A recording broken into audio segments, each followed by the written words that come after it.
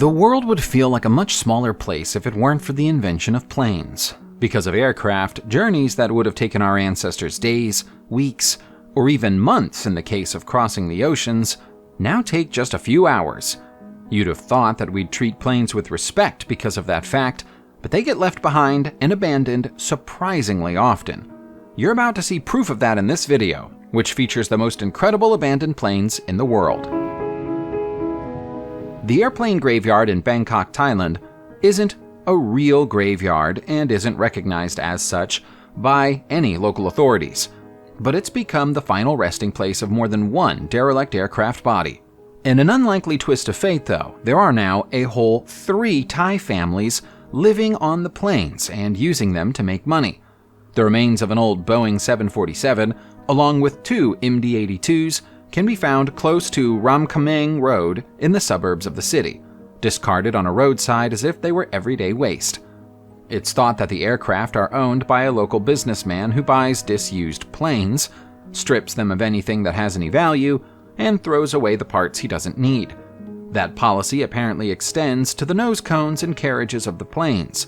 The families who live inside them used to be homeless, and say life in an old airplane is a lot more comfortable than life on the street. They even manage to sustain themselves by selling tours of the planes to curious visitors. Nobody knows how long this curious arrangement will last, but the planes have been in situ for a decade now and show no signs of being moved. If you visit the biggest branch of Dunkin' Donuts in Kuta, Indonesia, you'll have a very strange sight to look at out of the window while you're queuing for your donuts. It's a long-forgotten Boeing 737, positioned in such a way that its wing almost touches the store's walls. Nobody appears to know how the plane ended up here. Ngurah Rai International Airport is only a mile away, but the airport authorities say it's nothing to do with them. Some locals say that it was bought by a private owner with the intention of turning it into a restaurant, but the project failed before it could be completed. There's no evidence to support that idea, though, so all anyone knows is that it's been parked here since 2007, and it will probably still be parked here in 2027. The engines of the plane have been stripped out, and the turbines are sealed off, so it's unlikely that anyone would be able to move it again even if they wanted to.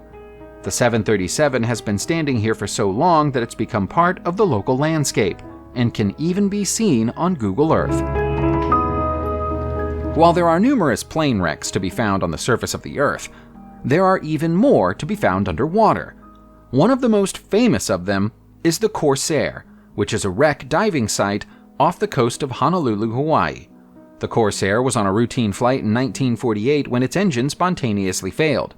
The experienced pilot managed to safely guide the plane down to land on the water and escaped from the wreck, but the plane didn't manage to float for very long. It sank not long after the pilot was rescued, and despite the fact it was entirely undamaged by the crash, it was decided to leave it where it was at the bottom of the sea. Spending more than 70 years underwater hasn't done the plane many favors, but the eels and stingrays who live in and around it don't seem to mind that it isn't as pretty as it once was. Only the most capable and experienced divers should attempt to visit it in person, though. The Corsair is over 100 feet below the water, and time at the bottom is limited to 15 minutes because of potential health hazards. While it might cross your mind to look underwater for abandoned planes, you probably wouldn't think of looking underground. Even crashed planes don't tend to burrow into the surface of the Earth, so if you ever come across a buried MiG-21, it was probably put there deliberately by British artist Roger Hirons. The eccentric artist buried a MiG-21 in his native East Anglia, England in 2017, and then buried another close to Prague in Czechia the following year after Prague's Rudolfinum Art Gallery heard what he'd done in England and decided that they'd like a buried plane of their own. The official reason for the Prague plane burial was to mark the art gallery's centenary, but when Hirons buried his first plane, he did so as a way of marking the end of the Cold War era that he felt the plane represented. Many people found that to be a strange choice, as the Cold War ended long before 2017, and some military history enthusiasts were less than pleased that he chose to bury such a plane rather than preserve it. Still, that's the thing about art. You can't please everybody. There have been a few pieces of an unidentified plane wedged in a tree in Heritage Park in Mission, British Columbia, Canada, since the early 1970s. Nobody knows who the plane belonged to, how it met its fate, or why nobody came looking for it after it crashed. There are some who say that it's been there for even longer than 50 years. The early 1970s theory comes from the fact that the oldest graffiti on the wreckage is dated to 1971, but it might have been there for several years before someone decided to scrawl their signature on it. Based on what's left of the aircraft, it appears to have been a single-seater plane, but there's not much left of it beyond the cockpit and one wing, so it's hard to say for sure. If whoever was flying the plane when it crashed escaped with their life intact, they were very lucky. We presume that's what happened though, as there have never been any human remains discovered close to the crash site. Given the fact that at least 5 decades have passed since this old plane fell out of the sky, it's unlikely that anybody's going to solve this mystery at this stage. Elsewhere in Canada, you'll find the wreckage of an RCAF DC3 Dakota in the woods of North York Creek. This is a story that sadly doesn't have a happy ending. The plane came down during bad weather in 1946, striking a mountain on its way down, and ending the lives of all 7 people on the aircraft at the time. Pieces of the plane are strewn all over the crash site, but the bulk of it can be seen here on this well-known North York Creek hiking trail. People are welcome to come and see the plane with their own eyes because of the hiking trail, but visitors are asked not to touch or move any of the wreckage. It's considered to be a memorial, so interfering with it would be disrespectful.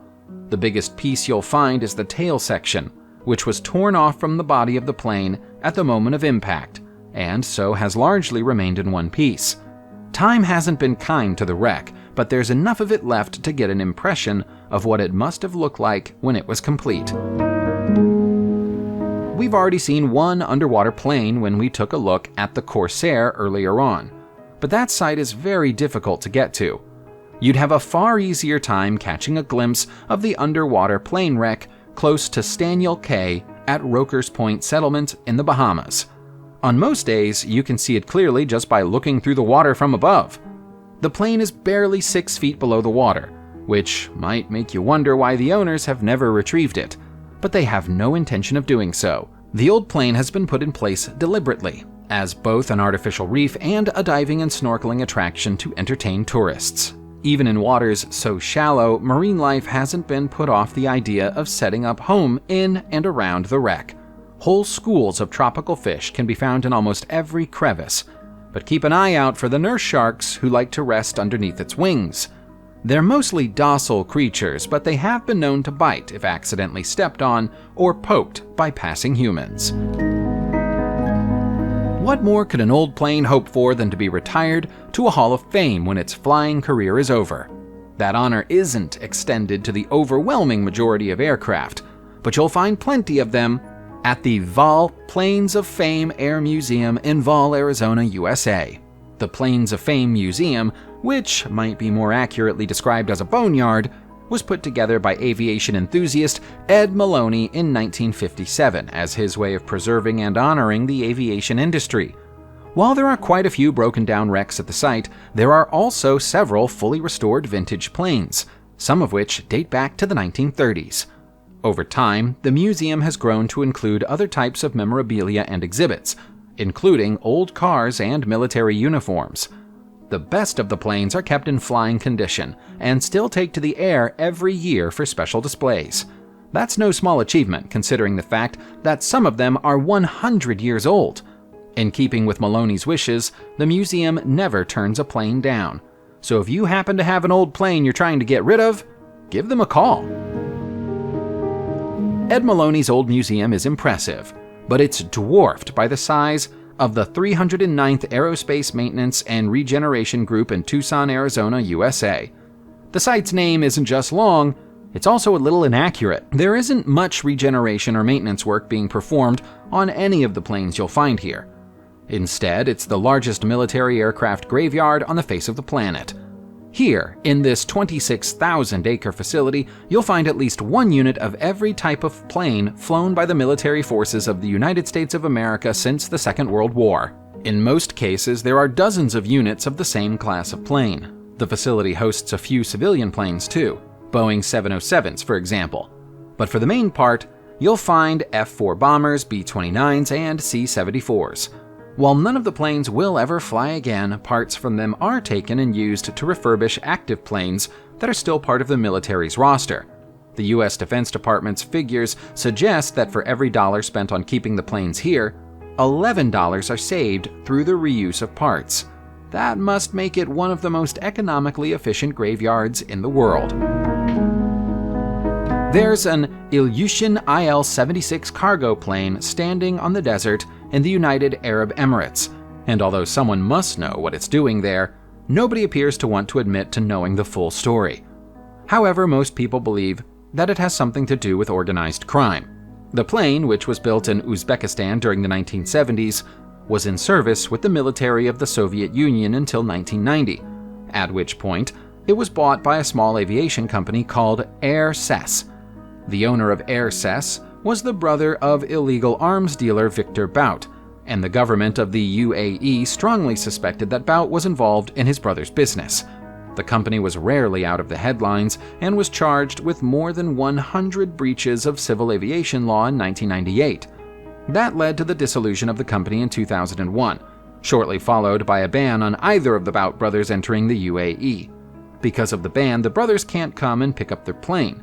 That technically makes the forgotten aircraft the property of the government, but they don't appear to have much interest in trying to salvage a 50-year-old plane, and so it's likely to stay here until someone comes up with a better idea.